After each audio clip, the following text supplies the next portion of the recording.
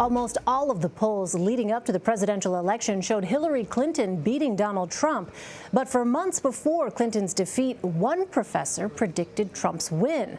And now, as we close in on the president's first 100 days, that same professor is making a different prediction.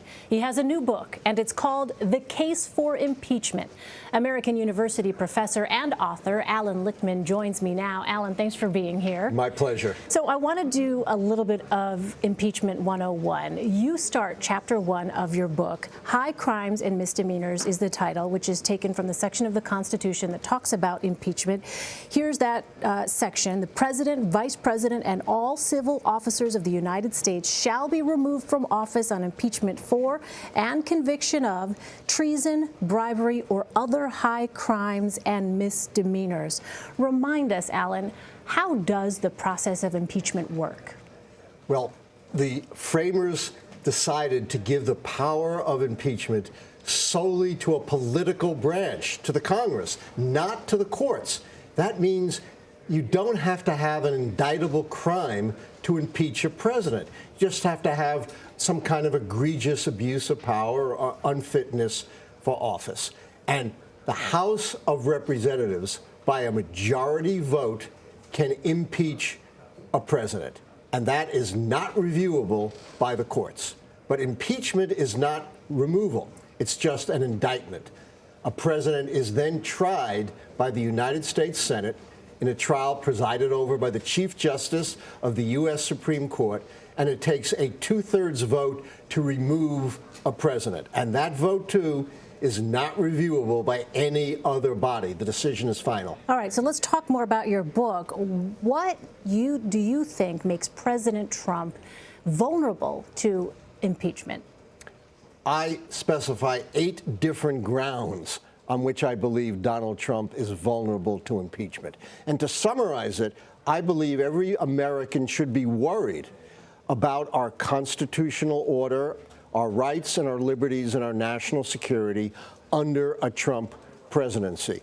And this is deeply rooted in a historical study of Donald Trump's full career as well as his presidency. So I examine such things as his history of flouting the law, his proclivity to tell lies, his conflicts of interest at home and abroad, his treatment of women, his abuse of power as president, and, of course, the ubiquitous connections to Russia, which run much more deeply than just what might or might not have happened during the campaign. Because just to go back for a moment, a president can be impeached for actions that were committed before a person became president. There is no restrictions on what the House can do for impeachment. Absolutely, they can look at what happened during the campaign or even before the campaign and decide to impeach a president. There's some precedent for this, not in presidential, but in impeachments of judges. By the way, we should mention that we reached out to the White House for comment or response to your book. We have not heard back from the White House. I haven't either, although I did hear from Trump when I made my prediction that he was going to win. You got a note from the president? I got a note from the president. And what did that note say? It said, good call, Professor. Congrats. And since you've made this case, this prediction, any word from the president? He hasn't said this is a good call. Nothing. Well, let me ask you. But part of my book does say there's a chapter in it called The Way Out, in which I say, you've listened to me before. Here's the ways you can avoid impeachment. Yeah, so talk to me a little bit more about that. What is it that the president could do to sort of change the forecast here, the prediction that you've made? Well, I said, first of all, he's got to get rid of Steve Bannon, who's such a dangerous influence on the president. He's got to cut the Mussolini Act, this penchant for praising dictators and for kind of acting in dictatorial ways, like claiming absolute presidential power here at home.